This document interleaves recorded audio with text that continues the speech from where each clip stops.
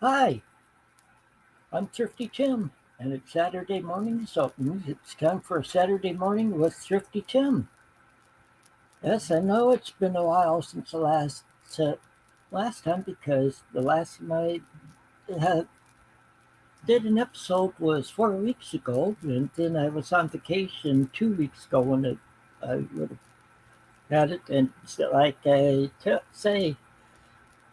how I say is I do this on the Saturdays my wife works, so. And yes, she's working right now. Uh, so I hope everybody's doing well. Uh, I know my I I know Calvin's at work is working this morning. He texted me that a little while ago, and Paul said he'll be here uh, around 9:30 my time. Hi James, how are you doing? Yeah, I have I didn't do much for spinning over that 4 weeks. I've been doing other stuff, but I'll show you some of these I might have shown the last uh, during the last video. I can't or during the last stream. First up, I'll show is Nazareth greatest hits. This is Irish. Uh, was made in Ireland. This one, if I remember right, and but it's Tesla, and let's see what year it's from. It's around 1975, so has a lot of good stuff on from their earlier stuff. Next one is Harley Simon, Anticipation. Of course, a lot of people remember that song from the old times uh, ketchup commercials. Okay, some Engelbert Humperdinck Count. Engelbert. This one's from 78 on CBS. Okay, Tony Orlando and Don, prime time. Uh, it has look in my eyes, Pretty Woman on this one, and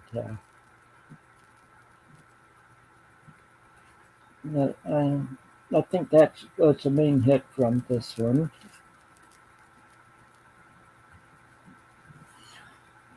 Okay, this is Ian Matthews. He's this is from the 70s. He's known for the band Ian Matthews Southern Comfort. Remember right?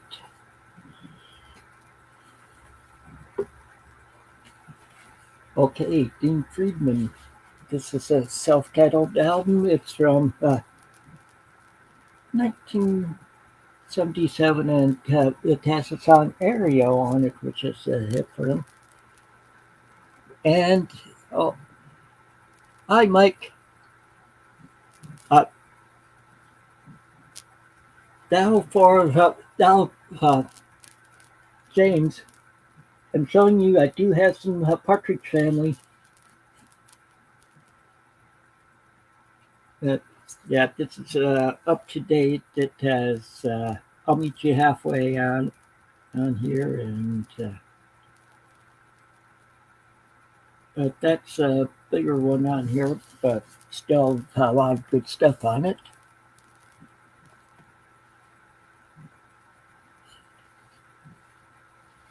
Okay, and here's Conway Twitty and Loretta Lynn, some good classic country. This is from '73. This is Louisiana Woman, Mississippi Man. It has that song on there, which is a good song.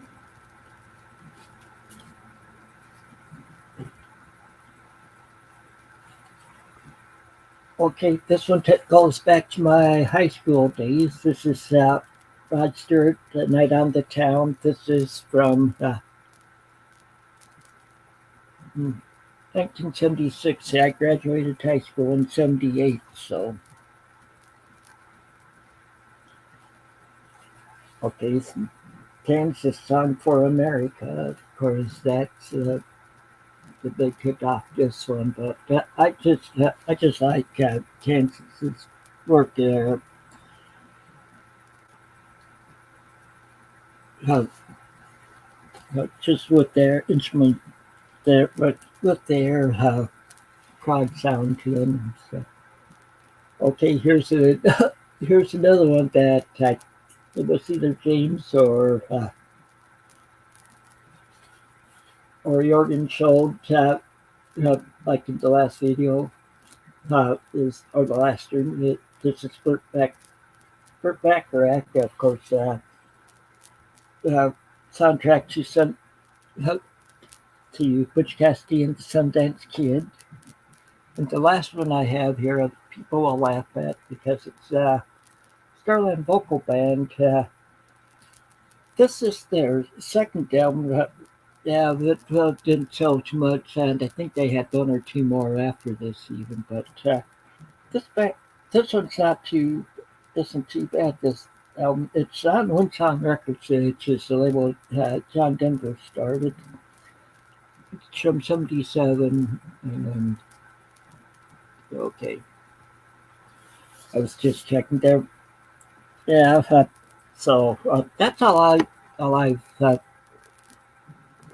spent over the past 4 weeks because my wife and I were at my daughter's for a little over a week, cat sitting for her, and so yeah, just a minute and I'll get the link up uh,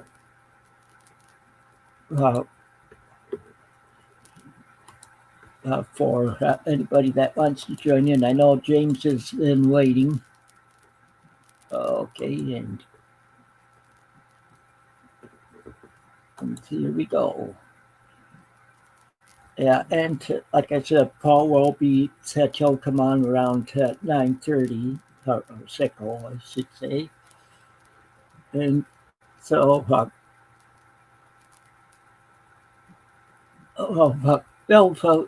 James, wasn't a hub. That's what I've been spinning lately. And here you are.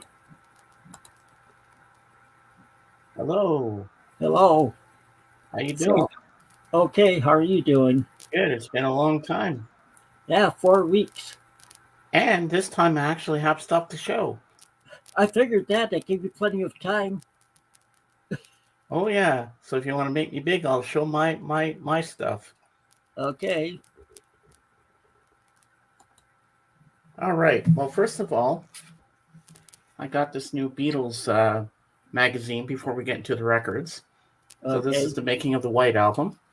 I'll show you one picture in here that I think is really, really cool of Paul and his then girlfriend Jane Asher with the dog Martha. Martha, my dear. Yeah, because I don't want to bend the cover or anything, so I want to keep them pristine shape. That's what it looks like on the back. Now we're going to get to the albums. I thought I'd go through my Paul McCartney leading up to the two main ones. I thought I'd like kind of keeping suspense. So we're going to start with one of my favorite Paul McCartney albums, Ram. It's a great album. Okay. Yeah. Gatefold. I have that. I just don't have the cover. Oh, okay. Next we I got have it. I got it at another a thrift great store. album, Tug of War, Paul McCartney.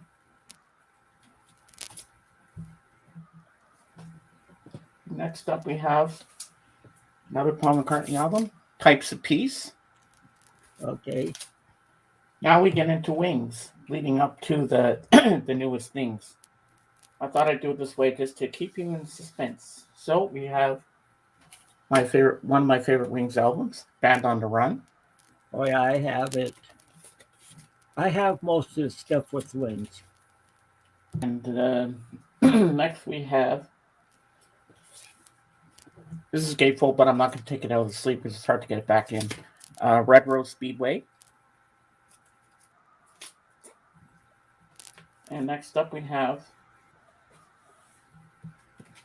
Venus and Mars with all the lyrics on the yeah, back. that's my favorite. That's my favorite Wings album. And we have the gatefold here. Oh, this album thing is falling apart. Next we have Wings at the Speed of Sound with my favorite song, Let 'Em In. That's a good one. Yeah, that's one I don't have, and they don't have Wings Over America. I like both of them, but they're so pricey when I come across them. Next we have Wings Greatest. Now I finally have Mall of Kintyre on vinyl. So this is a great compilation to have. And I next like up, Mulligan tires. yeah, it's a great song. Next up, we have Whoa, Don't Fall Over, Stay Up, Stay Up, Stay Up, Stay Up. We have London Town. Oh yeah, have that. There's the back. And now we get to the new stuff. Woohoo! I led up to it. And next up, we have Wings' very last album they ever made. Before I show you this, I got to tell you next I have to get Wings Over America and Wildlife. Then I have all the Wings albums. I have my collection of Wings will be complete. So next we have Back to the Egg. I love that album cover. Isn't that cool? Yeah. And then take this out. I love how they did this album. It's so cool. And here's the back.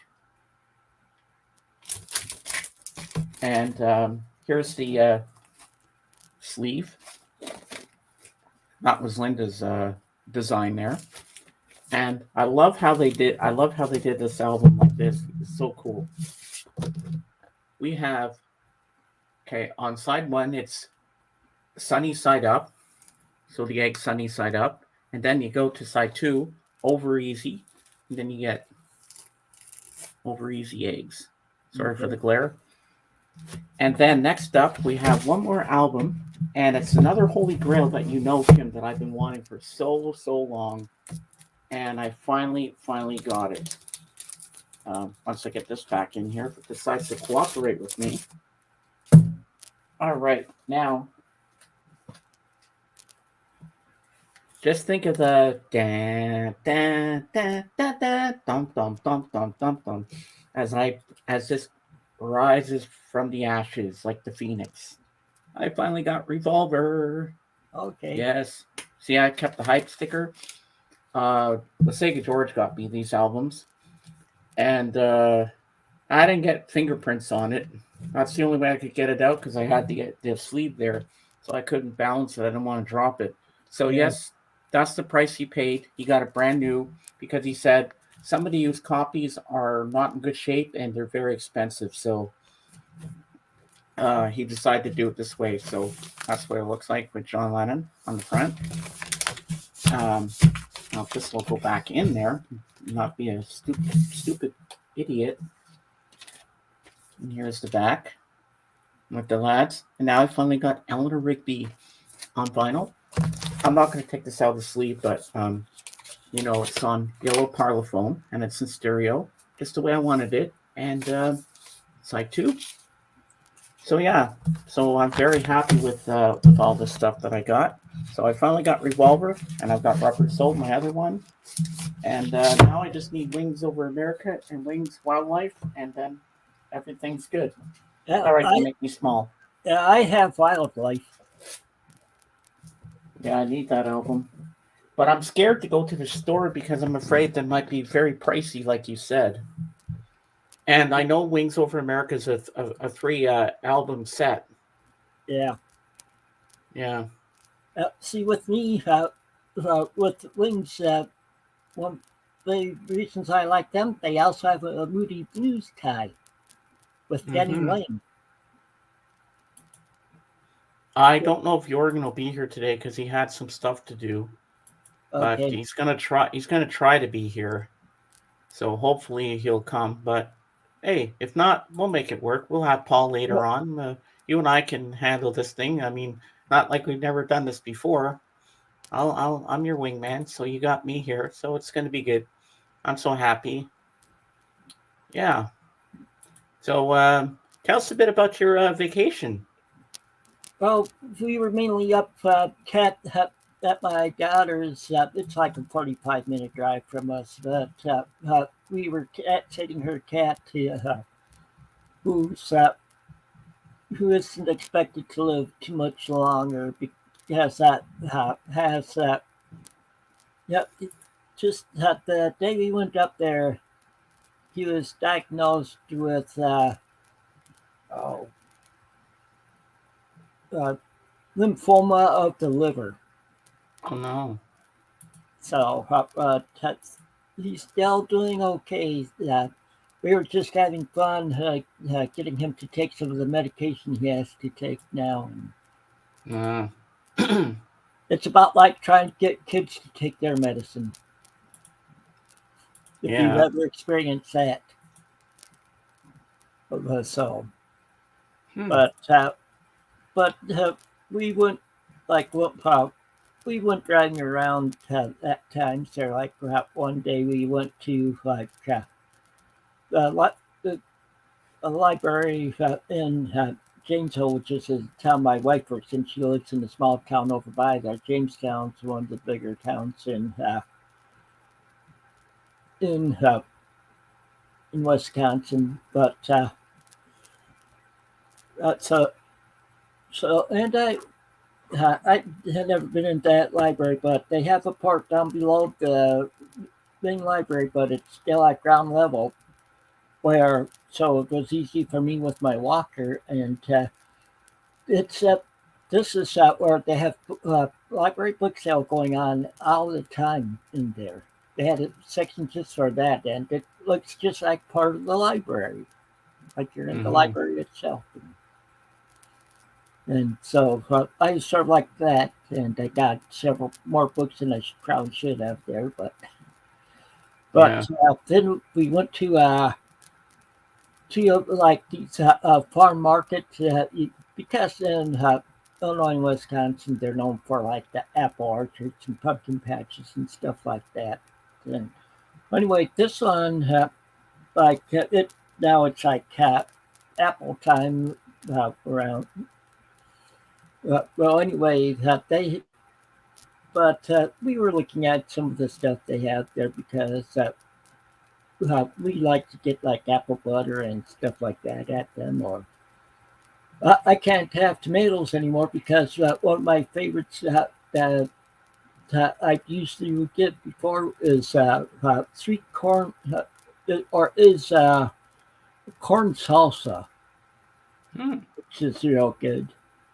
Uh, but uh, but we got some apple butter anyway. But I've never had apple butter before. I've heard of it. oh, you'll have to try some sometime. It's pretty good. Yeah, I Uh, definitely will. well, anyway, uh, and anyway, and so we went and we picked up some stuff there, but then they have a part the next room over where you can buy donuts and stuff that they made, and they had few different kinds that they made there. Like they had like raspberry ones, blueberry, apple cider.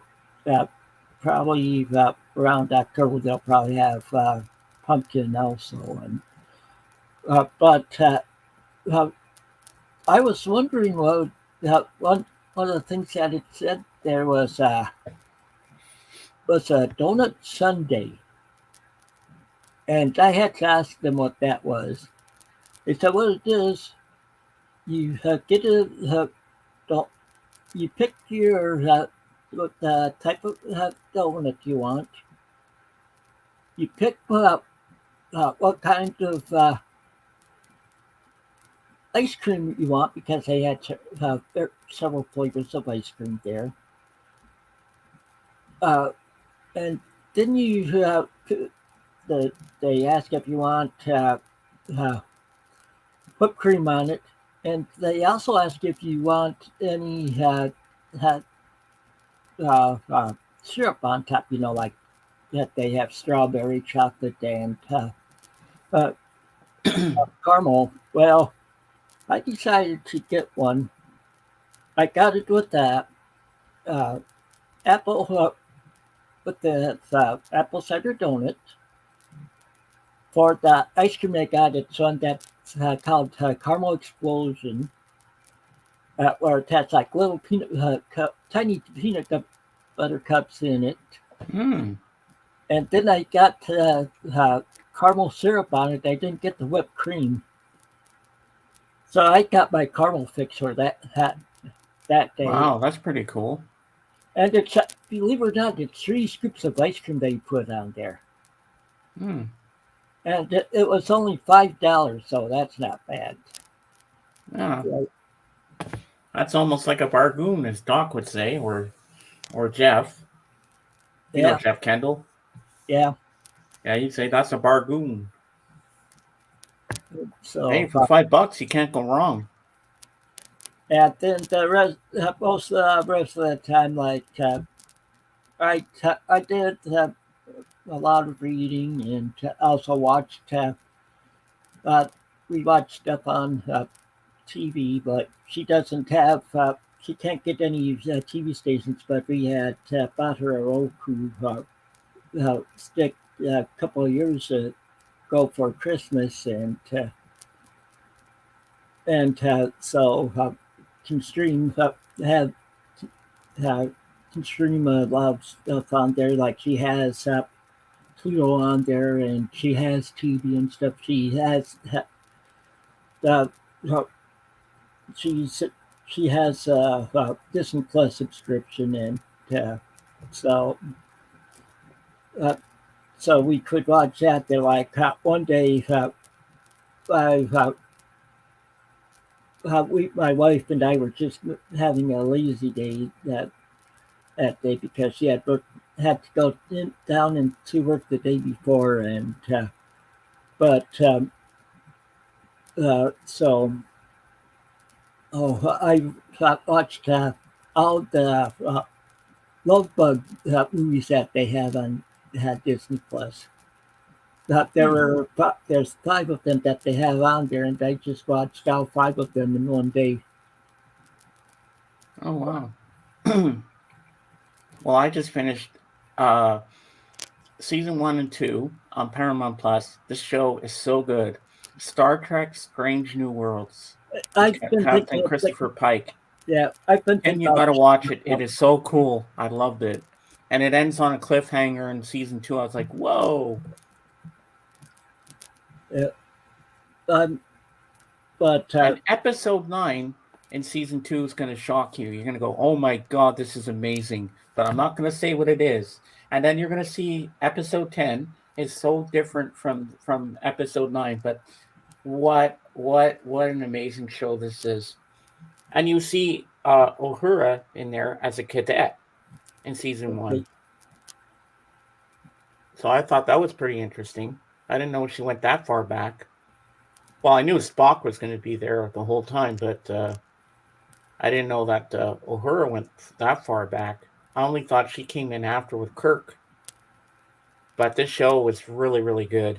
I can't wait for season 3. They're making a season 3 as we speak. okay. So I highly recommend it.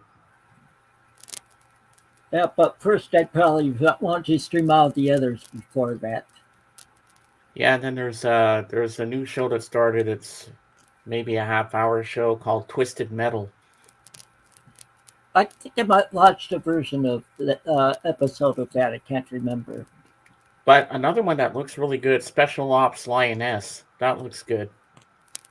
Oh yeah, Got Morgan Freeman in there, Natalie, no, what's her name? Zoe Saldana, I think it's her name. And then you got Nicole Kidman, an all-star cast in that show. It looks really good. I saw the preview. I'll have to watch that at some point. and I But like Morgan I'm still Freeman. watching Charmed. I'm about to start episode 8 of season 4. And I've been watching that old Nickelodeon show that I used to love, Ren and Stimpy. Oh, okay. My But son they used to say it's watch for that. kids. It's under the kids section on Paramount Plus, but it should be. That's more adult humor. Well, actually, it started out on Nickelodeon, Yeah, it did. and that's considered to be a or children's channel, and so But some of but, the humor in there would go way over their heads.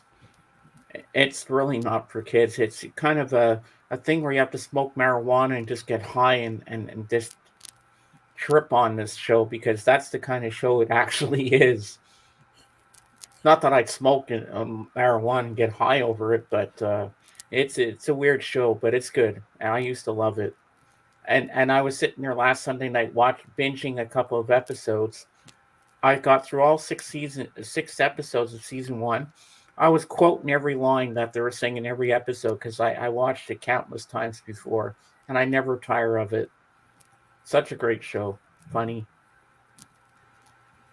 Have you yeah, watched Ren and Stimpy before? I saw it here and there when it was originally on, but with me, I don't watch much animated stuff anymore. And Oh, I still love cartoons. You're never too old to love cartoons. I mean, hey, I still watch Disney cartoons. yeah, Like, Disney ones I'll watch at times, but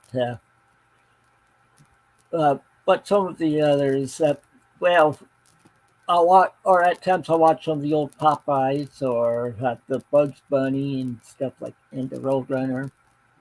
yeah, those were great shows. Kids these days will never know what Yeah. classic cartoons we grew up with in the 70s. Well, you in the 60s because you're older than me. Uh, oh, and I can't forget Scooby Doo. Oh, Scooby Doo, that was a classic. Scooby Dooby Doo, where are you? We got to help Thrifty Tim now. I thought that So, would be funny. uh, Yeah, so Mike, were there any cartoons that you used to like to watch? I like to watch the Bugs Bunny Roadrunner Hour when it was Roadrunner Hour. Then they turned it into the Bugs Bunny and Tweety Show. I think that was in the 80s. I like to watch Scooby Doo, Spider Man and his amazing friends. I like to watch Justice League, where they had the superheroes in the Hall of Justice and all that, and Wonder Woman, Superman, the whole gang would fight crime. And I used to watch the show called cartoon called Godzilla, and his little friend Godzuki. Then they had a new character that they put in Scooby Doo was Scrappy Doo. Remember the one that he used to say puppy Yeah, power. I remember those. Then But, there was Captain oh, Caveman. Remember Captain yeah. Caveman? Hey, Jorgen, you Jorgen. made Good evening. yeah. So how are you doing, Jorgen? Well, kicking around. How are you? Okay. Uh, uh, yeah, that I like my vacation, but I was missing doing this also. So Well, it's great to have you back where you belong with us. I Well, miss this too. I just got home, more or less. Ah, I've out been on shopping. now. I've been on a medieval market that has been on the island outside of the city.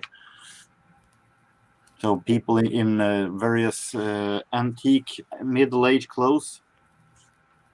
Yeah, oh I, wow. I I love had medieval stuff like that. That's well, so cool. when I was stationed in Germany, this is back in the 80s. I went to a medieval joust at an actual castle, Oh wow. and what's interesting, Hmm. where people were dressed like that. Oh cool.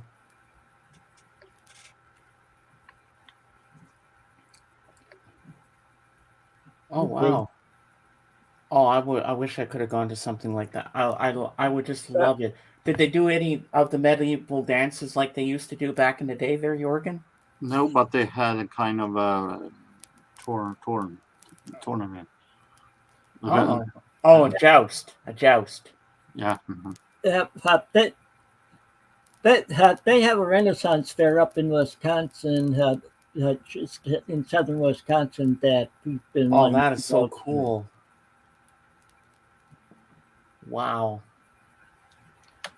Well, if there was medieval dancing, I would be right in there. Teach me. I want to learn this dance. I could. Ah, look at you.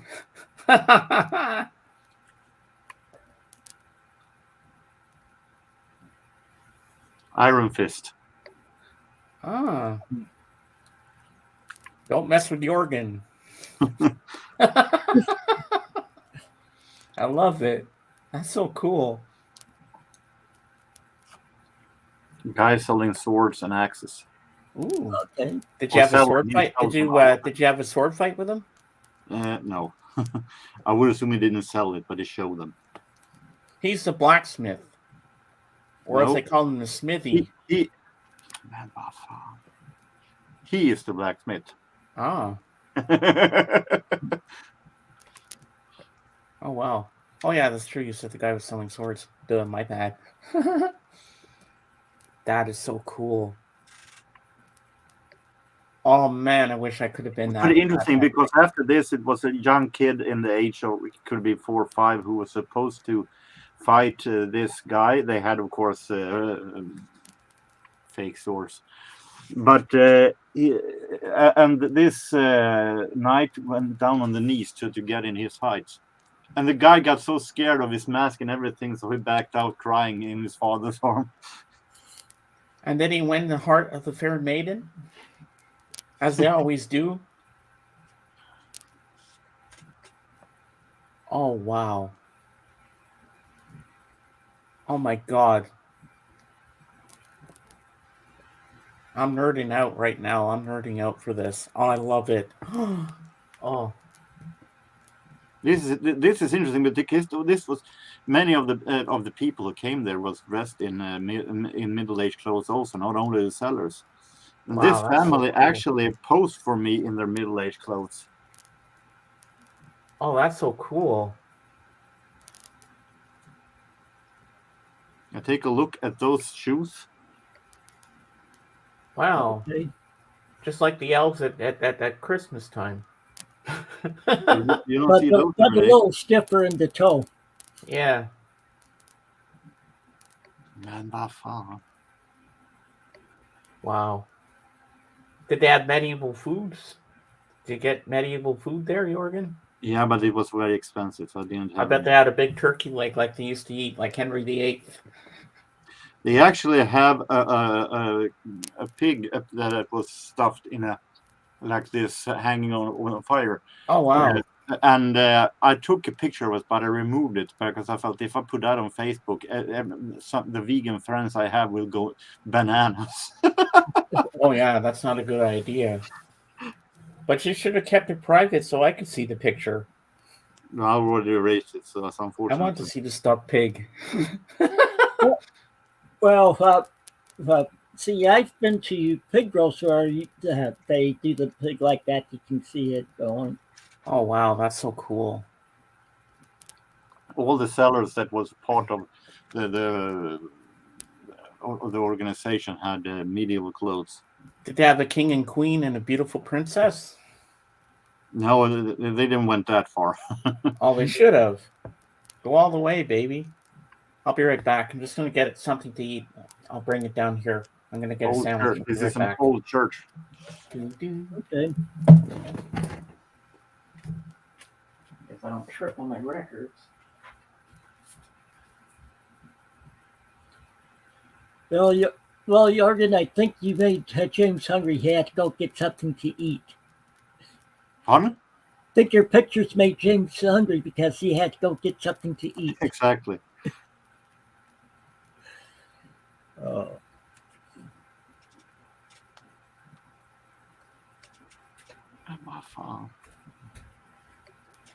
Man. Yeah. Like I said, I went to medieval jousts back in the 80s in Germany. So This was the first time for me. They had this every year, and the first time I. Yeah, but like up in southern Wisconsin every year, they have a Renaissance festival that we want to go to sometime to check out. because that's like maybe an hour away from us, if even that. So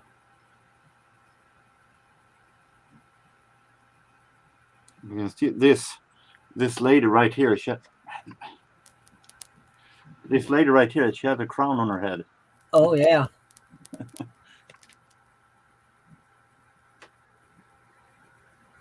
They look more Middle East than Middle Age.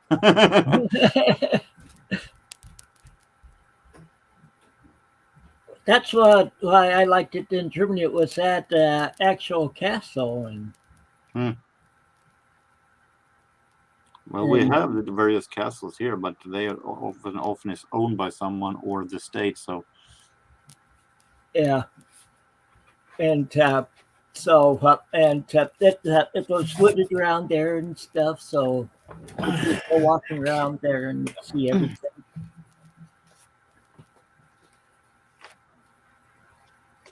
Ooh.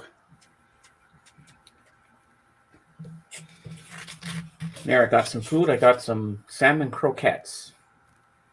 and I also took some pictures of yesterday. I said I was at the market yesterday, the more common market, kind of outdoor market, and that is every year. And I took some picture from there also. I have to straighten it out because it was in the wrong direction. Ah.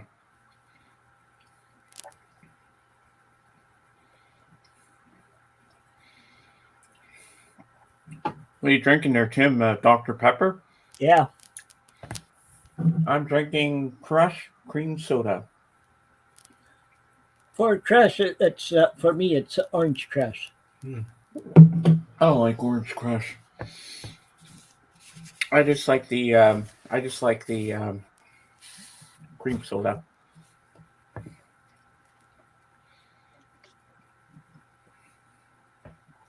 Look at you looking all distinguished. I like it. Here's looking at you, kid. Oh. I was going to say, it looks like he's turning into a detective there.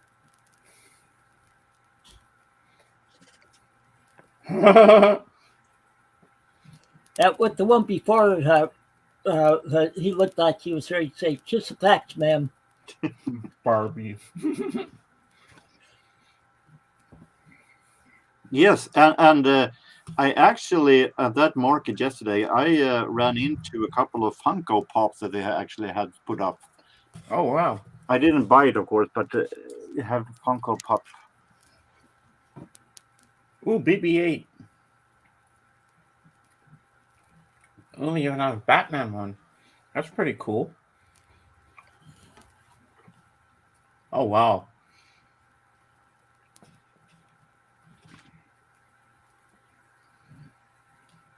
Yeah, I know my daughter-in-law collects those. She's into anime. Her and my son are both into anime, so. I never understood those Funko Pop great thing, but it was fun. And since everybody's talking about it in my community, it was fun to find it. Yeah. You see them all over the place anymore. Well, I see. I have 6 of them. I don't see them hard at all here.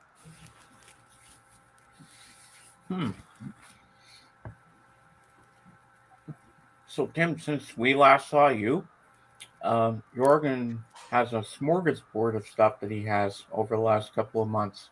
No, only this week. Oh, you have other stuff that he hasn't seen from the past 4 weeks. No, to tell you the truth, actually, July was horrible. It was one of the weaker months in history, and normally July usually be some of the best, but this July has been really, really poor. But some stuff I have anyway. Make them big. Yeah. Oops. I'm starting off with some CDs. Yeah, I'm trying to. It's that one to go at. Didn't want to go at first. a 3 CD box set with Duke Ellington from the early years, 27 to 35. Yeah. Nice. Mm-hmm. I paid $2 for this. Not bad at all. Swedish jazz saxophone player Arne Domnerus, a really great one, and a double album set released right after his death in 2008. So kind of a memorial Wow. compilation. No huge big fan of Michael Bolton, but this is a great one. Time, Love, and Tenderness. Yeah, I have that one on CD. And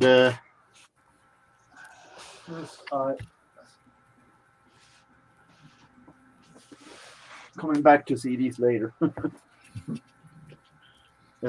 This one I actually bought them. This is a Swedish new wave rock band from 1981 called Distinct.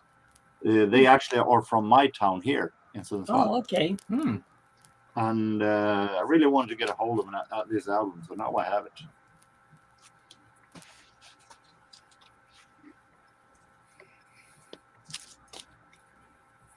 Okay. Great song. Well, I can't remember who it is that I recently heard it on a country station or something like that, where there's a country artist that does fast car. This is an interesting album. This is a Swedish organ player musician called Bo Hansson. He actually had some international success with music to Lord of the Rings. Yeah, I have that Lord of the Rings type one that he did. Yeah. But this is another one. This is a more Swedish folk music style. When I bought it, I did a check on Discogs, and this is actually only the CD version is worth almost $20 here in Discogs. Wow. And I got this for $1. Not bad at all. That's a bargain. Indeed. And then, right after that, I went to a record store that we have here. And the owner of that came and said he was sorry. When I bought the Depeche Mode album, Memento Mori, he said that he took too much money for it. So he said that I could pick as much as I want from the dollar bin for free. So of course, and then I took some, and a lot of those were stuff that I had no idea what it was. I took risks because if you get it for free, why not discover something new? Even for $1 at times, I'll take risks like that. Well, I don't usually do that much risks because I have problem with where I'm going to ship it if it is something bad. But since I know I'm in the middle of selling a record, if it's good bad, I could put it in the selling right away. Yeah. You ship it to Christopher. Yeah. This is a singer that I actually I've heard of her, but I haven't heard that much of her. So I took a chance of a singer called Elke Brooks. And this was not all that interesting. It was very pale. It's from 1987, and still pale, light pop style. Some songs are okay, but most of all it's pale. And as you can see, she does her versions of two famous songs, Night in White Satin and Pink Floyd's Money. Excuse me. Night in White Satin is very pale comparing to the original with the Moody Blues. I'm no fan of Pink Floyd and Pink Floyd's version, but when Pink Floyd sounds heavier and better than a cover version of it, then it's bad. So this will most likely not stay. No wonder that was in the dollar bin. Yeah. No wonder I could pick it for free. A compilation of Engelbert Humperdinck. I saw the Eagle or Tumperdink that one earlier. It's that one from the like 78. And Yeah, but this is a double, and it contains all the classics from the 60s on to 1970s. So I feel that when it comes to compilations, this is the Engelbert Humperdinck I Of need. course, I know. I love how they start with his famous song. Please well- release me, let me go. Jorgen probably remembers a guy in the BC that these guys have so Engelbert Humperdinck records. You remember Liam? That's his No. name. He was from Canada. No. Like he's was really into Elvis and stuff, and I can't remember his channel name anymore. What I like about Engelbert Humperdinck is that he has a great voice, and he also the orchestral arrangements are always fantastic. Yeah, the song that he's best known for is "Release Me." Yeah, but he also A Man Without Love is also very famous, and Yeah. And I remember America Okay. from 1983, a little later one. But okay, I was a little bit hasty. This was I bought it at the market yesterday. That might be one that I used to have on cassette. Hey, Jorgen, remember yesterday when you showed me the America album, then we were listening to Sirius XM on my end, and they actually played that song? Yeah, by America. It wasn't from this album though. Yeah, I have all of America's stuff from the 70s. Yeah, me too. The one I more famously know is Horses No Name. That's from their first album. And Sister Golden Hair and so on. Oh yeah, good one too. Yeah. Swedish singer Susanne Alvengren. Okay. From the 80s. This I have no idea what it is. This was one of the now we're back to the free albums. Paul Humphrey and the Kool-Aid Chemists. What a name! Yeah, this was a pure risk take, and it seems to be some kind of a instrumental funk soul album. Not bad at all. I listened to quick peeks of all the stuff that I don't know what it is. It sounds really funky.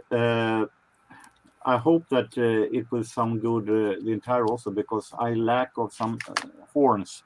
The man playing the melody most, or the keyboard, and it sounds very. I hope that it sounds better than I get vibes for, but it might be pretty good. Daniel Girard. I had no idea who this was. He's a Frenchman, I have read. Released on both MGM and Verve. This is a kind of a singer-songwriter style. And it didn't sound all that bad when it came to the melodies, but his voice sounded like he was falling asleep. So I'm not sure that it sounds all that good with his voice. But well, another one to send to Christopher. Yeah, if I don't like it. This is a band called the Albion Band. Never heard of. It was some kind of a folk rock style from the 70s. The folk part was good, but the rock stuff part was pretty boring.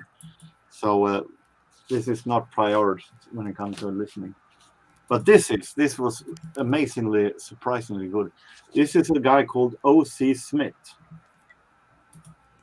Oh yeah, he's good. I never heard of him. He's known for Little Green Apples.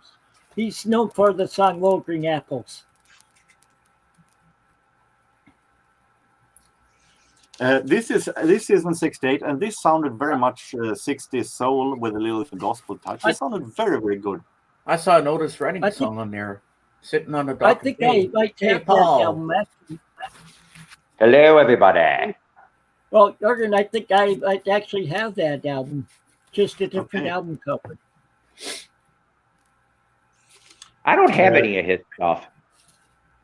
I only found out about him yesterday when Jorgen showed me on when we were doing a messenger call. Ah.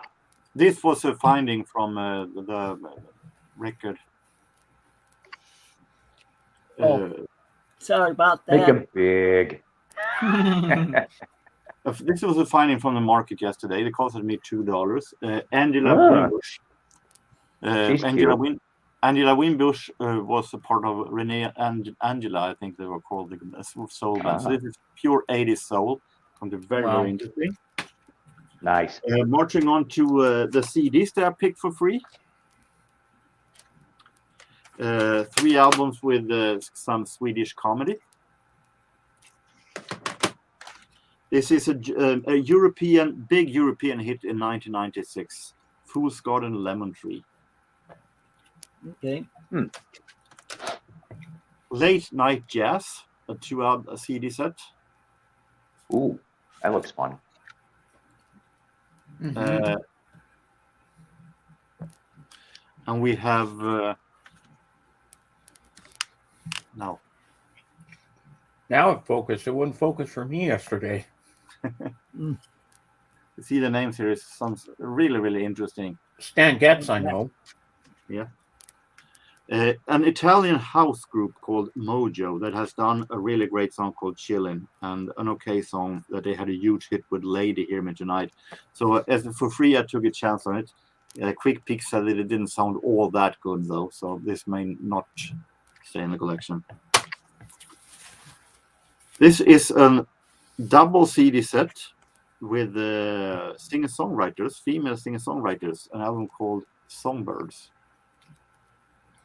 Yeah, with 2 of my favorite people on there, Eva Cassidy and Sarah McLachlan. I'm not sure that the entire album is good, but I took it more as I got it for free. I took it because to discover new artists to collect. So I'm not sure this will stay in the collection in the long run, but I will take it as to write down some new names. Exactly. Can't pass up free. Nope, exactly. Mm-hmm. So that was my week. Okay. Well, I was going to say, yeah, I'll make myself big just for a minute. I forgot. I did pick something up just the other day. It's in the thrift store, Salvation Army. They raised their prices from on CDs from like $1 or something. It's like $2 or $2.49 or something like that. But this is when I found Casey and the Sunshine Band, Shake, Shake, Shake, and other hits. There you go. Can't go wrong with Casey. No. So that's all the music I picked up. So now Tim's going to shake his booty. Paul, do you have anything to show? Yeah, if it's all right with you. Not too much, but make me big for a minute. Make me big. I'll show you what little I got here. Right church, wrong pew. Hi, Sir James. Hey. And playing the part of Psycho today is Sir James. All right. Nobody wants to play me. If there was a BC movie, I don't even want to know. Walter Matthau would probably be the closest to Psycho, and he'd be bitching more than I would. All right. So I have been, in the last couple of years, especially since I saw the documentary on this, 30 years on roughly around Valentine's Day coming up. I can't get over that. I have been trying to acquire all the vinyl I can from this man, and I have never come across this. I got this in a trade at the local record shop from can't talk today, from January 1976. Sandman from Nielsen. Yes. Okay. Now, so what Beatle connection involves this cover? Anybody want to take a guess? I'm sorry for the glare because it's in plastic. I'm going to guess Linda McCartney. Well, that's a very good guess. Here's the quite interesting thing I didn't know about till I started pulling research on this. And there's a lot of great people on this record. Leon Russell's on here. Jesse Ed Davis is on here. Ringo may or may not be on here. That's a point of contention too. But That's not the Beatle connection. This is actually was one of the last things Mal Evans did. He photographed the front cover. And then by the time it was released, he was dead. So Nielsen's Sandman. And if there's anybody that is Steely Dan fans, like me, it may behoove you to look into this. I found this kind of cheap. So as we know, Steely Dan pretty much broke up about 80, 81 after the Gaucho album, which that was a bone of contention. There was a bunch of nonsense that went on. Yeah, I said nonsense with that album. But in 1986, something kind of weird happens. There's a new artist named Rosie Vela. And so this is on A&M. All right. So you're looking at the black A&M label. Okay. okay, So for 5 of the tracks, you have Becker and Fagan together again. So you, in other words, have a mini Steely Dan reunion before they really reunion. So it's called Rosie Vela Zazu. And I am led to believe this thing never was re-released. I do not know if a CD ever came out. But if you are a Dan fan, you're going to want to seek it out. And it's reasonably priced. I only ended up paying 50 cents for this baby, and it was nice and clean. Now, commercial time for 2 seconds, and then I'll leave you alone. So yesterday, we dropped a new episode from that critically acclaimed, award-winning, okay, it's not award-winning, but Jukebox from Hell, the new episode, which we have dedicated to Beans, and Sam St. John requested, and a few others, the 1987 Monkees album, Pool It. That is the new Jukebox from Hell. The next episode after that, Tim, I think you might even appreciate this, in Rising from 73. So that's it. You can make me tiny. One pill makes you larger, and one pill makes you small. And the one that mother gives you. I forget the next lyric. Don't work fucking at all. Stupid pills. It didn't work, Mom. Thanks. Unless you had that good old cough syrup. What was that cough syrup they stopped making in the early 70s? That the kids used to get it. You could get it with a script, but it was like when you drank it, they drink it by like almost the bottle, and you would get these trips, like the psychedelic trips. It started with an H. I want to say Halicon, but I'm probably wrong on that. I remember reading that in a lot of 60s rock books, that these kids would take this cough syrup and go, woo! And I'm just like, I could use some of that right now and go, woo!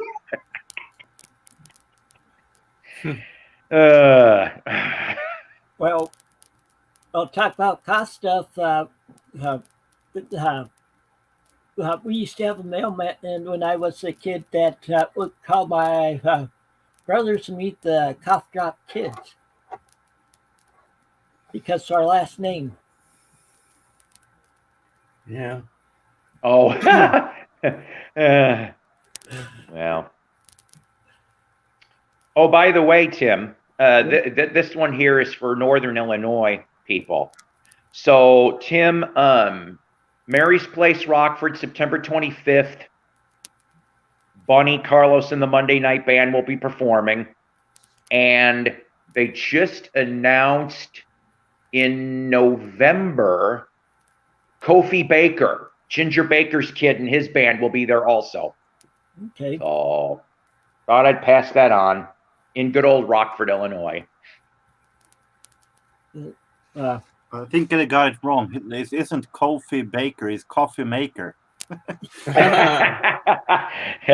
Indeed. Indeed. Well, I'm glad he's taking, carrying on the dad's legacy. I mean, Ginger was a hell of a drummer. Without a doubt. It's just he was an asshole of a person. There's a lot of musicians like that.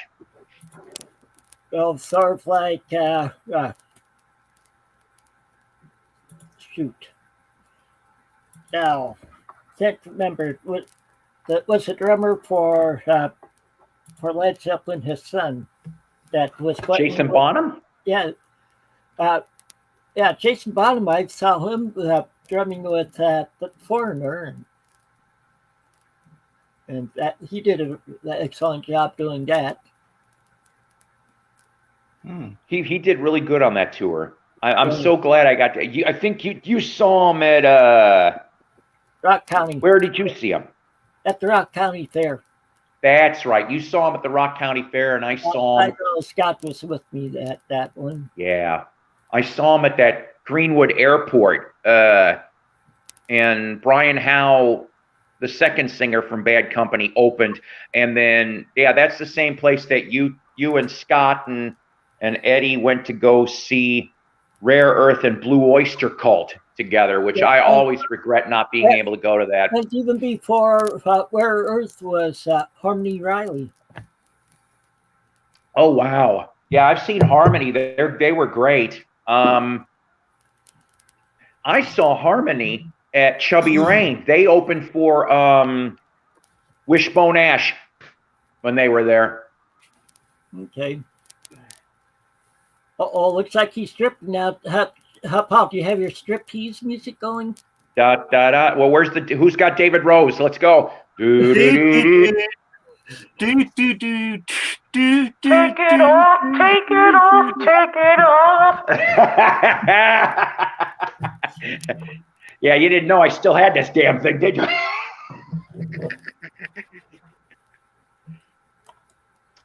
I missed in the head. Okay. That's pretty obvious. Oh, he's alive. I thought he died. What's that say? Speaking of Gaucho, not Groucho. That's a Gaucho. 46 years ago today. Shit, has it been that long? Yep. Want to buy a duck? No, that's a different person said that. Yeah.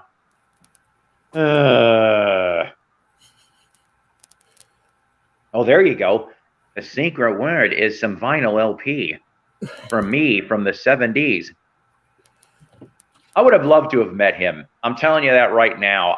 I was born 10 years too late, to be honest with you, because I would have been in that college campus listening to Groucho. I would have tried to seek out, and I heard they were semi-accessible Mo Howard and Larry Fine.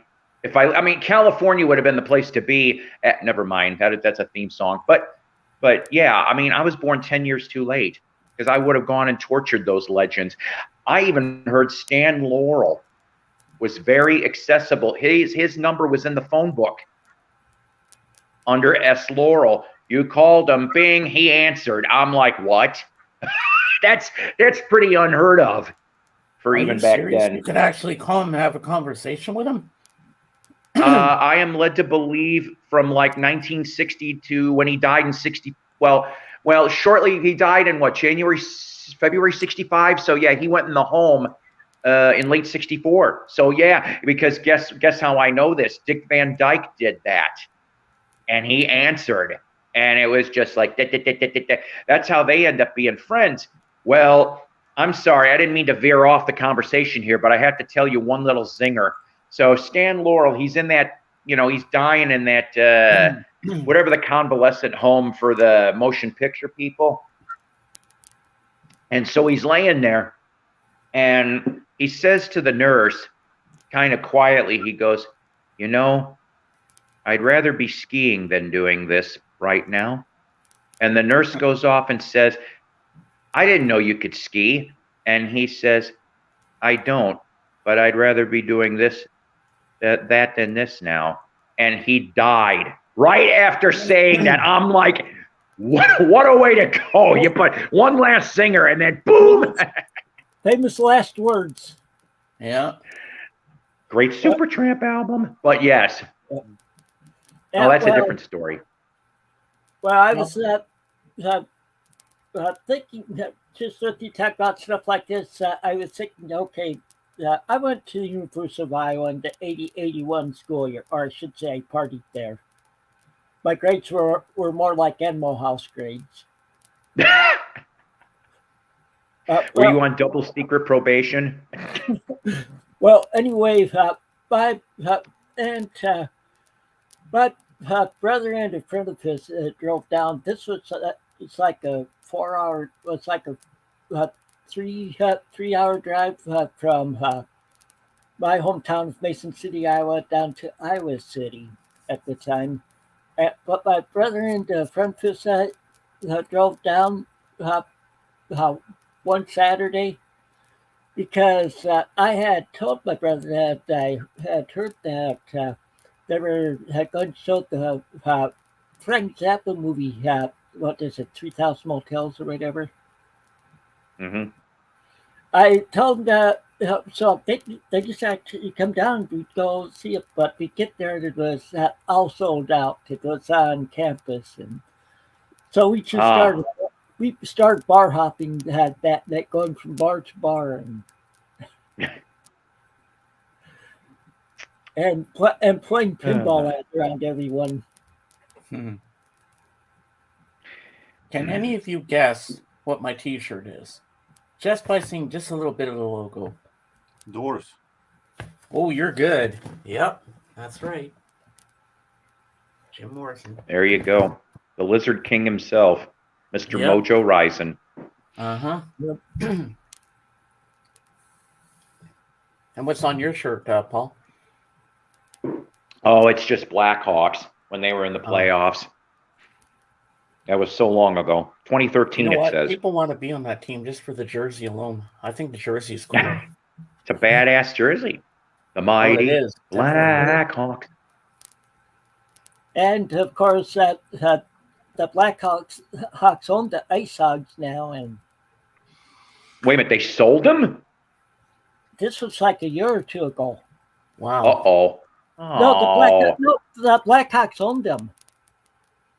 Oh. I thought they always did. I thought they were AAA Blackhawks.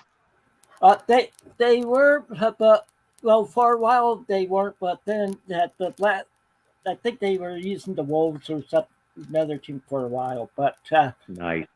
but When I'm up there, when I'm up there next, if it's season, I want to go. I have never been to an Ice Hawks game.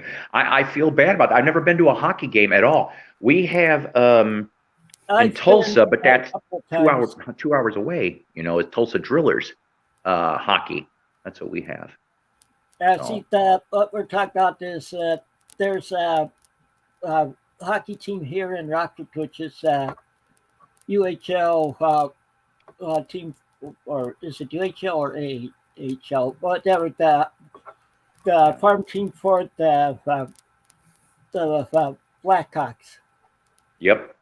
And so, like, also like Blackhawks that are recovering from injuries, and they'll play the Ice Hogs for a while to get back up to speed and stuff. Yeah. Rockford used to be a real good town for all that stuff. We had on and off since the early 1900s. There was all kinds, mostly baseball, I guess. But I mean, we had. That's how I actually started falling in love with Rockford, Tim. Actually, when I lived in McHenry County, we found out, like, at that time, the closest minor league baseball, and my buddy Jim, he's like, "You ever been to?" I think, let's see, back then it would have been the Rockford Expos at Marinelli Field, and they're like, and I loved that. I loved that place. It was intimate. At least I thought so. And I'm like, no, I've never been there.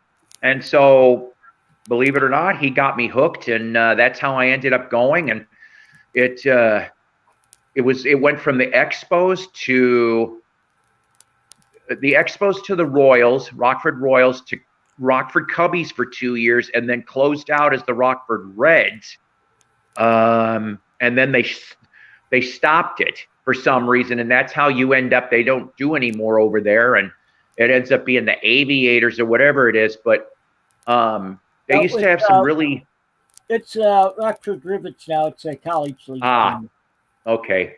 But And but up in Beloit they have the Sky Carp, which is a farm team. I think is it the Athletics or I can't remember.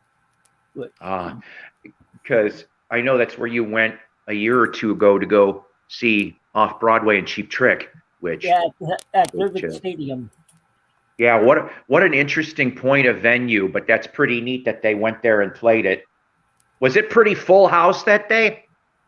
There were quite a few people there. It was a little warm, so. But we Yeah. sat up in the back up in the bleachers because with my with my health problems and stuff, we didn't want to get too close up. So I gotta make a confession.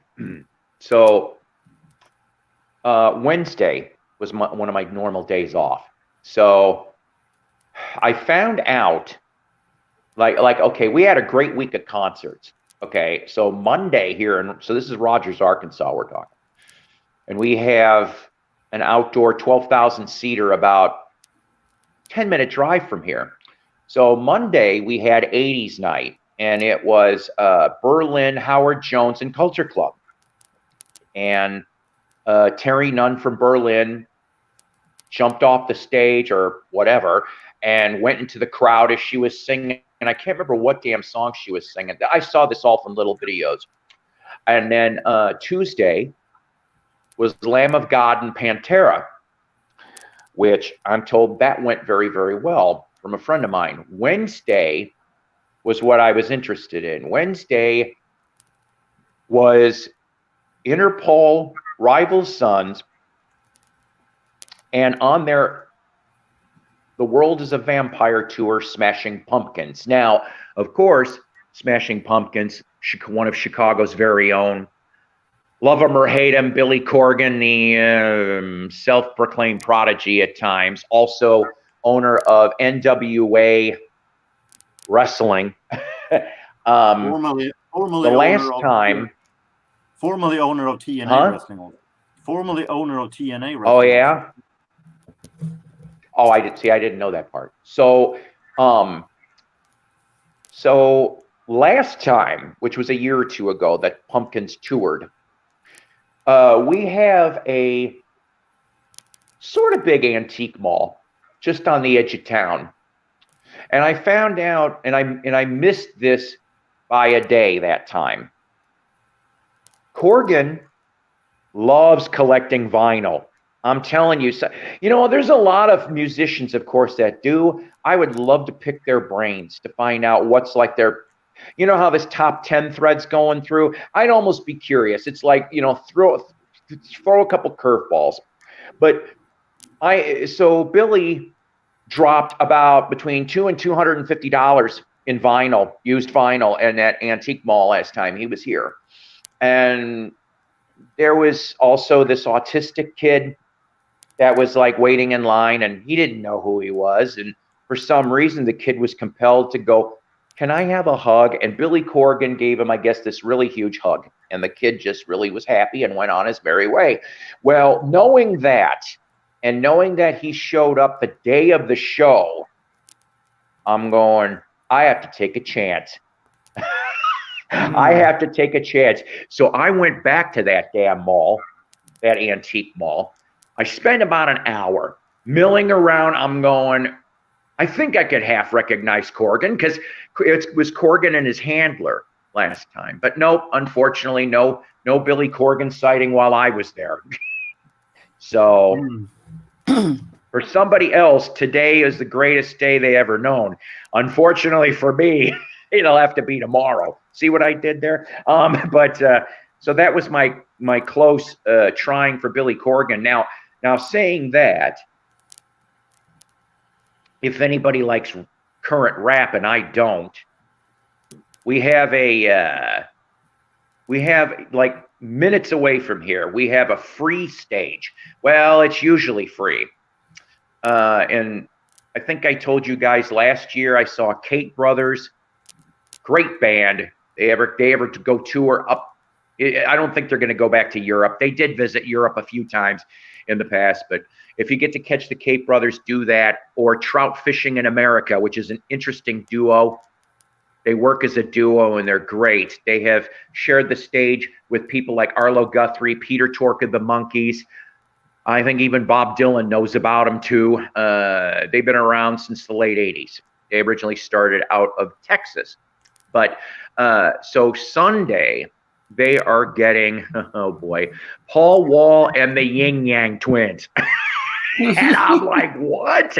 They normally, like earlier in the week, they had a Zeppelin. There was a local band that did a Zeppelin tribute to John Bonham. And I'm like, fantastic. You know, I want to go see a good Led Zeppelin tribute band. I really, really do. There's a great one in the Chicagoland area, if I ever get back up there, that I would love to catch. Of course, there's also Les Zeppelin, which is all the 4 of the band members are ladies, but they rock their ass off. They do. So I would love to see a good tribute band like that. There's a new Monkees tribute band, speaking of my favorite band, called the Monkey Men. Once in a while, they'll dress up in the Monkey Men costumes. Remember that from the TV show?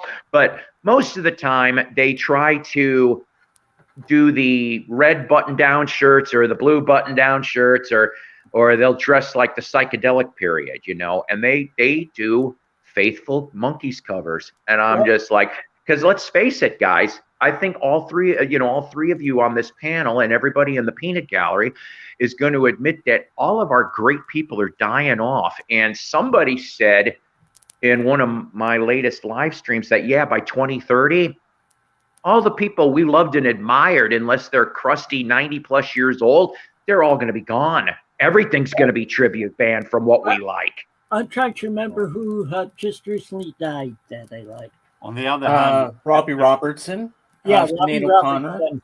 on the other hand, there are tributes band to I have his solo album from self-titled album from from like 86, 87, something like that. Yeah. I don't have that one. On the And other I'm not hand, going to lie. On the I other don't hand, think you don't have to be dead to have a tribute band. Actually, a lot of tribute bands with members that's the Well, original. yeah, you're right, Jorgen. Right. It You're doesn't right. have to be dead people. Of course, the one I saw that Paul would have liked to see I saw Dred Zeppelin.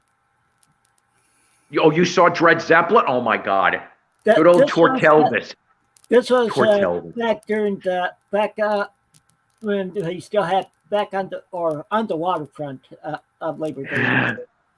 If you guys in the Peanut Gallery have never heard of Dred Zeppelin, go look up that first album. And the single off of that was Heartbreaker Hotel, where they go and meld Heartbreaker from Zeppelin with Heartbreak Hotel. I'm just like, I didn't think it was possible. It is so funny. And also they have videos on YouTube and Be right back. I just heard a noise upstairs. I heard a bang. I gotta go check what it is. Uh-oh. Hope nobody has a gun. If I had a hammer, I'd hit you in the morning. I'd hit you in the evening. What I get a kick out of is watching some of the videos for that Dred Zeppelin have on YouTube, and they show Butt Boy dropping his pants. But he kept his pants on the full time when I saw him. It was his 50th. Oh, Paul, maybe you might be able to answer this. Okay, you know I like to listen to internet radio channel called That 70s Channel. But Okay. On Saturday and Sunday mornings, they have a show on called that thing where it's not just 70s on it. But this morning, before I came on, they were doing Summertime Blues. It was sung by a woman. That was pretty good. From the 70s? No, they play stuff for that show. They play stuff other than just the 70s. Oh, okay. But sung by a woman, huh? I don't know who that is. Peanut Gallery, you know who it is? I'd like to know myself. We only have one person in the peanut gallery right now. So Yeah, Mike. There's only one. What the hell? Rachel's show can't be that interesting. Come on, guys. ouch. Hey, listen. Okay, look. All right. I'm just gonna say this. I'll watch 10 or 15 minutes. That's about all the time I have anymore for it. But 9 times out of 10, it's genealogy or it's okay. Look, Psycho is not an audiophile. Okay. And I do respect people that can play music and they got their musical instruments. But I'm sorry, the shit bores me. If they're going to talk about that, I shut it off, or I go and work on my next jukebox from hell, or I started writing again this week, guys. I only put a few pages down, but I'm writing a pilot episode. This is for TV, and Tim might know that I used to do this for another series, which I need to get back to that because I have 20 of those scripts. But I started a new one where the Peanuts kids are all adults.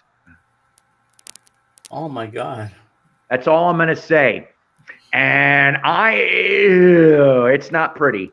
That's all I'm going to say. So I started working on this. Is it for an animated series or? It probably would be cheaper to make it an animated, yes. But I really wish it could be live action. I kind of see it a cross between animated and Riverdale. Because you know how over the top nonsense sometimes Riverdale can be. Well, there definitely for a little bit is going to be suspension of disbelief. But most of the time it's pretty grounded. And I think that I want to make the soundtrack in each episode quite interesting. They're made for like 22 minutes. They're going to be half hours. And Linus Stelby had carrying his blanket everywhere with him. I'm sorry? Linus will still be carrying his blanket everywhere with him. I'll leave some things for future episodes. I already know the answer to that. And I think I know where you're going to go with this. When the Peanuts gang turn into adults, maybe their voices change and they start talking like wah wah wah wah wah wah. Okay, so you're close, but no cigar. That's another scene for another episode. Listen, this is how lame I am. I already wrote the beginning and the end pieces for 3 seasons. I already know where I want this to go. I just need to connect point A to B for each season. And then, I'm thinking like 10 or 12 episodes each season. Because you can't drag them out. I mean, this is not, what is it? Typically TV is like 13 episodes. So yeah, it'd be 13 episodes each season. Because you really couldn't flesh it out any more than that. Because then it would start getting real boring and thin. And I don't really want it to be that. This is going to be a lot of curveballs, twists and turns and shit. It's slightly R-rated. So this is not a kid's show. I'll just let you know that right now. This would be something that could be on Adult Swim or something like that. And I guess Snoopy would have to be CGI in Woodstock too. Right. That's correct. Unless it's animated. Then we can. But see, I've already had some people go off and go, well, what about the Schultz estate? And I'll go, well, you know what? I'm like, I'll give them a cut. I don't care. I just want to see this realized. I don't really think the Schultz estate's going to bitch that much if they understand that this is another avenue of revenue. Yeah. I think it's easier to take a regular beagle. And also, when they saw how much Beetle or a big Charlie Brown fan as you are, I know you have like that, all the Snoopy stuff and all of that. Donna the reason gifted I'm me. laughing is because I'm picturing what Lucy's going to be like in this thing. Either she'll be a stripper or a prostitute. Whoa. What was that? What? Lucy might be a prostitute or a stripper in the show. Nope. way off base. I'm not. You seriously, you're way off base, and I'm just like, I'm not saying very much. I will leave it. I will leave it at this. I will leave it at this. Let's do some Peanuts trivia. Okay. You guys up for that? For a minute or two? But All I right. was going to say Lucy will be a psychologist and she'll only accept Bitcoin. Tim, you're getting warmer. Anyways, Oh, yeah, I forgot so about that. okay. So how about this? What's Charlie Brown's full name? Charles, I would assume, but Right. What's his middle? I don't really know his middle name. Believe it or not, it's Monroe. Charles Monroe Brown. Okay. Wow. Which we find that out. And yes, the Peanuts movies are also canon. Okay.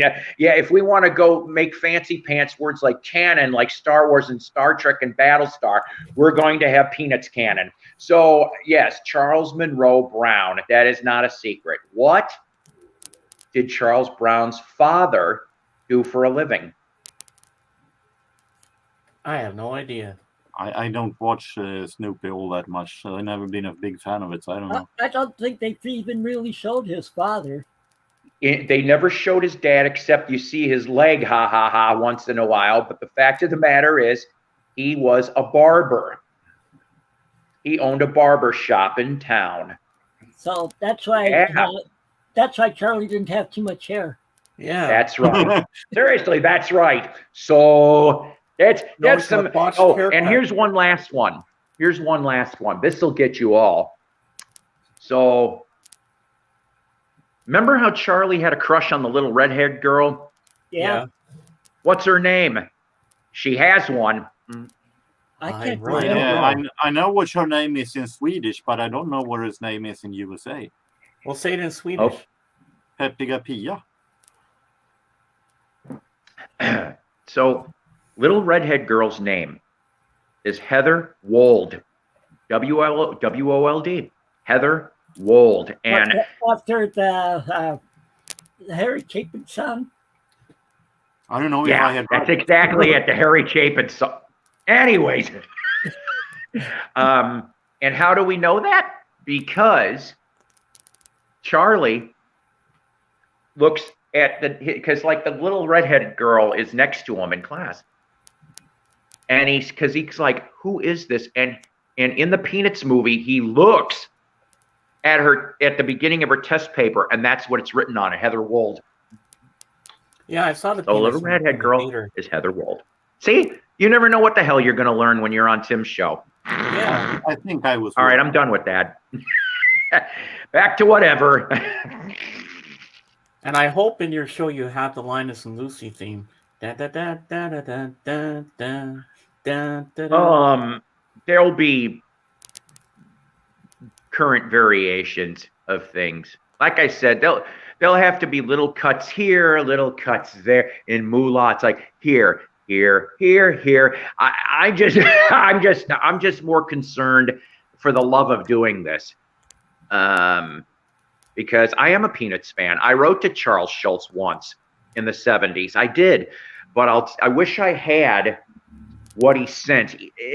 Obviously, he was so busy he wasn't going to answer fan mail, at least from the 70s on. Okay, I'm told that if you caught him in the 50s or 60s, he used to be able to give autographs or even short, small sketches and send them to people. But yeah, from the 70s on, he just was way too busy.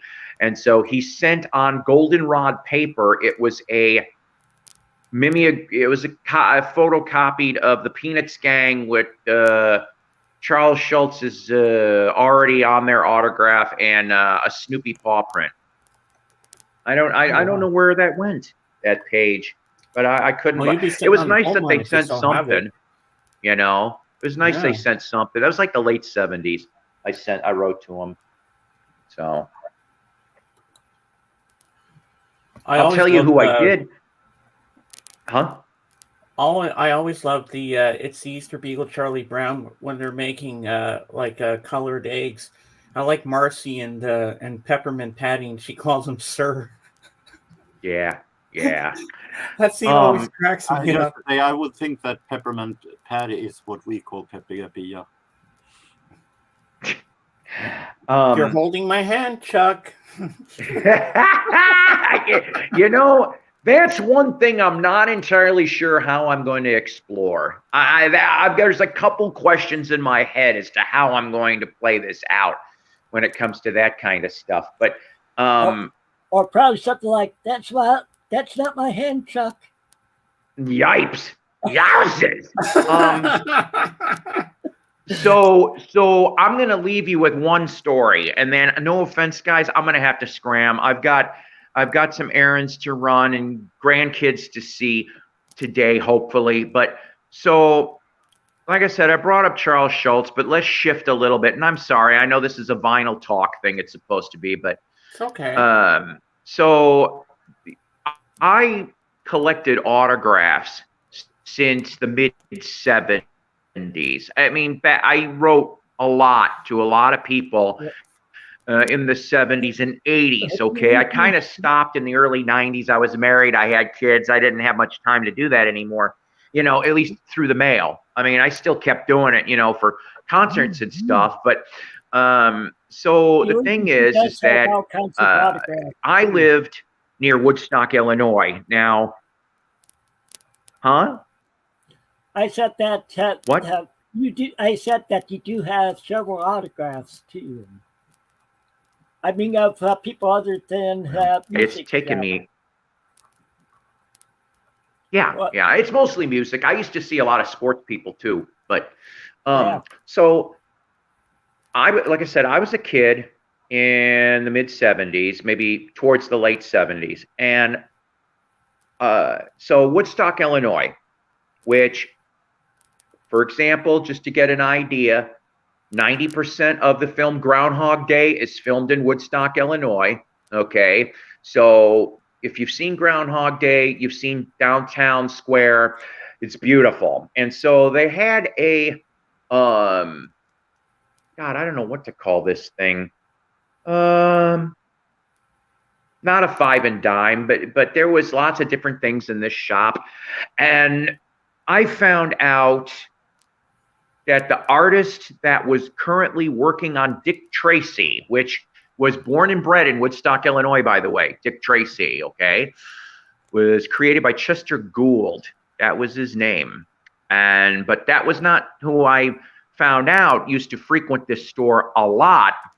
It was Chester Gould's main drawer. Chester was still involved and he would draw, but he was the one with the plot lines. And so I bought a current Dick Tracy paperback, and the guy signed it for me, which was really nice. So I went off, and I can't believe this. Remember I told you about the Stan Laurel story about how people could call? So I found in the phone book a C. Gould in Woodstock, Illinois, and I'm going, I said to my grandma, I go, could that be Chester? I called it. I'm this 8-9-year-old kid calling this number, and a lady answers, and I go, excuse me. I said, is this the Chester Gould residence? I was a pretty polite kid back then, and I still am. And she goes, why, yes. Give me a minute. I'll go get him. And I'm going, I'm like, I couldn't even go, no. But I was able to get the mailing information though, you know, and I'm like, for how to send this paperback. I was going to mail the paperback to Chester. And he gets on the phone. Chester Gould gets on the phone, the creator of Dick Tracy. And God, was he a crab ass. Oh, he was a crab ass. And I'm like, he had to have known I was a young kid. And he's like, I don't know, something like, I don't have time for this. Where did you get my number? I go, it's in the phone book, sir. And he grumbled something and then hung up on me. And I'm like, uh-huh. Was the last time you read his works? Well, no, It's just, it did leave a sour, but I sent that paperback though to Chester because I told him I was kindly going to because his wife gave me the mailing information. And he just grunted or something and whatever. So I sent it. So when I sent it, a couple weeks later, he's dead. Oh no. Chester dies. I don't know. I want to say it was unexpected too. And I'm going, uh-oh. And I hated to do it. I waited about 2 weeks and I called. And I said, you know, I'm sorry for your loss. I said, I don't know if you remember me, ma'am. I'm blah, blah, blah. And she's like, oh yeah, you're the kid that called. And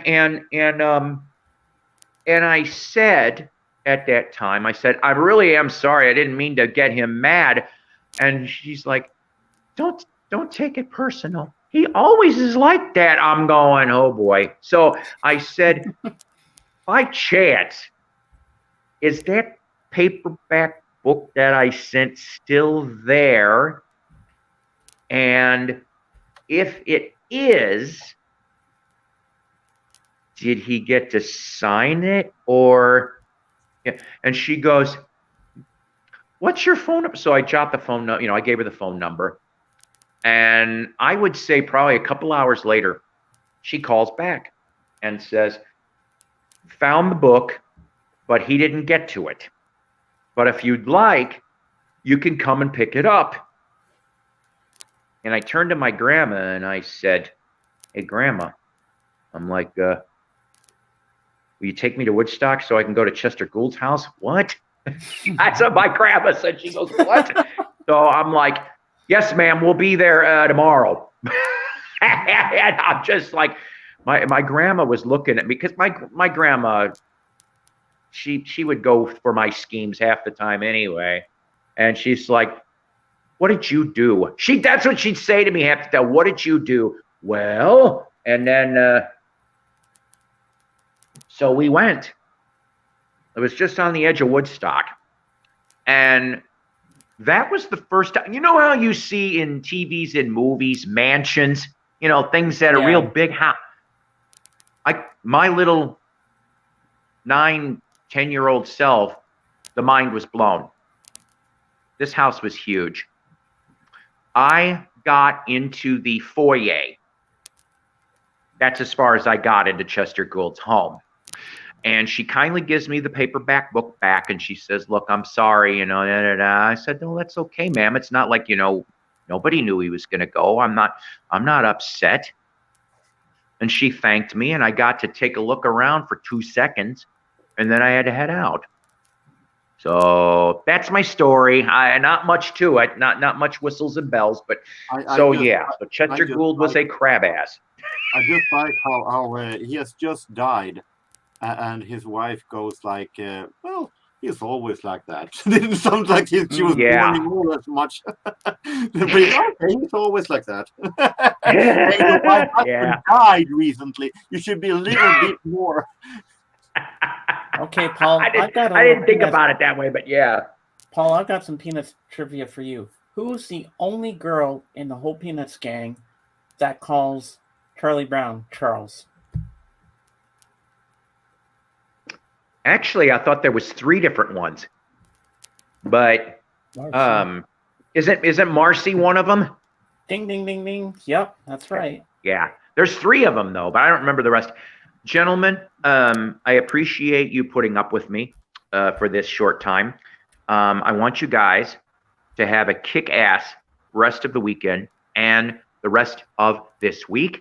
Monday, I get to go in for my chest x-ray and lab EKG, which is the next step towards getting my knee replacement, which is slightly more than 30 days from now. I'll be out of commission from the 21st of September to around November 13th. So people might see a hell of a lot more content coming, and maybe I can guest a lot more on other people's stuff. So I appreciate you guys. Welcome on my streams on Sundays, Paul, if you want. You're welcome on the panel. Jorgen will be Thank there. you. I saw, what was it? Unfortunately, because I'm subscribed to so many channels, unfortunately, I don't get all the alerts instantly. But I saw one you did recently with Caitlin, so that's That was cool. last night. We did one, and we did one Wednesday as well. Well, no offense, I didn't see that one. It was a one before that. Oh, okay. But yeah, so that was really nice. I like that. And but you guys take care. God bless. Rock on, and I'll see you Likewise. soon. All right. Thank you very much, guys. Bye bye. Bye. Well, I think I'm going to be ending the show now. We had a pretty good show today. Yeah, we did. Even though we didn't have, it's mainly been Mike for viewing it, and thank you for viewing and commenting, Mike.